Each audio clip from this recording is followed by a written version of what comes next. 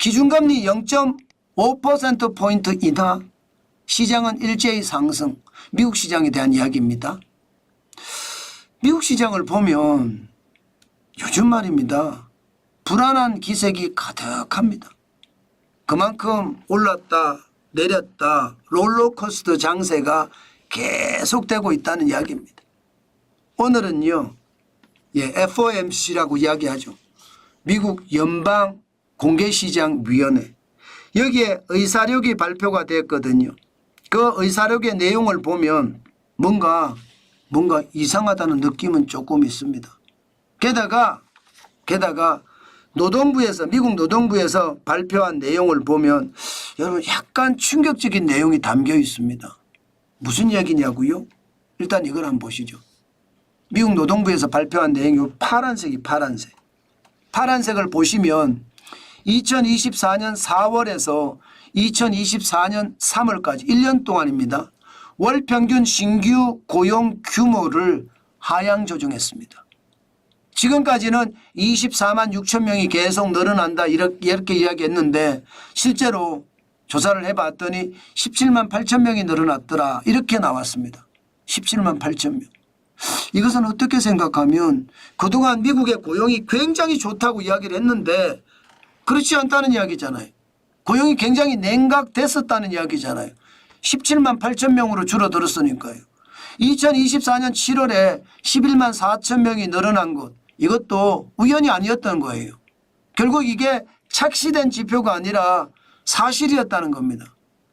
노동부가 발표한 지표가 평균이 17.8만 명이니까 17만 8천 명이 늘어났으니까 이게 진짜라는 거죠. 그러니까 실업률도 7월에 실업률이 4.3%가 진짜라는 겁니다. 이렇게 분위기가 바뀌니까 시장은요 오늘 요동을 치더라고요. 시장은. 왜 요동을 치느냐.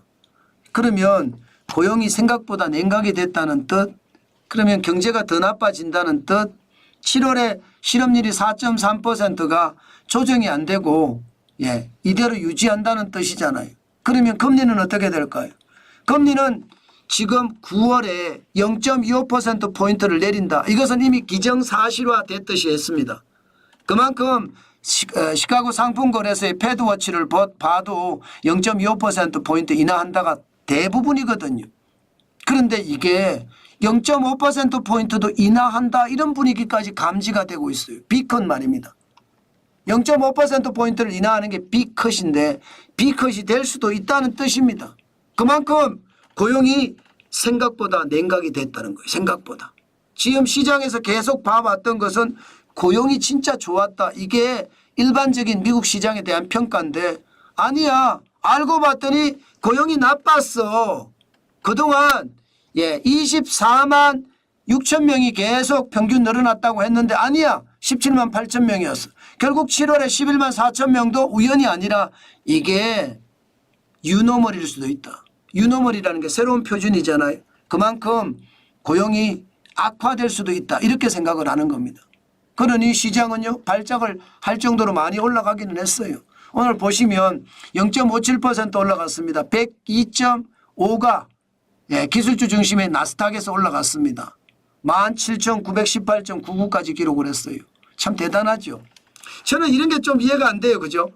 아니 고용이 악화된다는데 주가가 올라가니 이것은 결국은 금리를 내린다는 신호에 가깝고 0.25%포인트가 아니라 0.5%포인트를 내린다고 하니까 돈이 많이 풀릴 거니까 시장의 주가는 계속 끌어올렸다 이런 생각이 들거든요. 대형주 중심의 S&P 500도 마찬가지입니다. 0.42%가 올라갔고요. 23.73이 올랐습니다. 5,620.85로 마감했고요. 시장 진짜 난리가 아니죠. 시장이 나빠진다는데 고용시장이 나빠진다는데 더 올라가는 게 여러분들도 신기하지 않으세요? 아마 어느 누구도 이게 신기하지 않다 이렇게 말하기는 굉장히 어려울 겁니다. 경기가 나빠지는데 올라가니까 이게 결국은 금리를 내린다는 신호가 강하니까 그런 문제가 발생한다는 이야기잖아요. 어쨌든 저는 좀 신기하게 봅니다. 다우산업도 0.14% 이게 블루칩 중심이잖아요. 55.52가 올랐고요. 4만을 넘어서서 4만 890.49로 마감을 했습니다. 시장에 대한 분위기는 여러분 이제 읽혀지시죠? 그만큼 말입니다. 금리를 내린다의 방점이 있고 0.25%가 아니라 0.5%를 내린다의 방점이 있으니까 시장은 이만큼 달라졌다 이렇게 얘기해도 저는 틀리는 말이 아니라고 봅니다. 시장은 그렇게 읽으면 될 것 같습니다. 오늘 이렇게 된 필라델피아 반도체 지수나 각 주요 종목은 한번 볼까요? 필라델피아 반도체 지수는요 1.38% 올라서 5267.93을 기록을 하고 있습니다. 많이 올랐죠. 지금 8월 5일 쇼크 때 4,519.50까지 떨어졌다가 지금 5,267.93이 올랐으니까 1.38%. 뭐 많이 올란 건 아니죠. 뭐 이 정도면 질끔 올랐다고 봐야 되는데 아마 우리 시장에도 영향을 미치겠죠. 우리 시장에도. 아마 엔비디아가 올랐으면 영향을 조금은 미칠 겁니다. 그런데 많이 안 올랐어요. 오르긴 올랐는데. 128.50달러까지 올라긴 올랐는데 0.98이 올랐거든요. 그러니까 별로 오늘 반도체 시장에서 큰 뭐 어떤 호재는 없는 한 그렇게 많이 올라갈 것 같지는 않다 이렇게 생각이 듭니다. 애플도 IT 중심이잖아요. 0.049% 떨어졌습니다. 약간 떨어졌으니까 그냥 보합이라고 보시면 됩니다. 226.40달러로 마감을 했습니다. 애플도.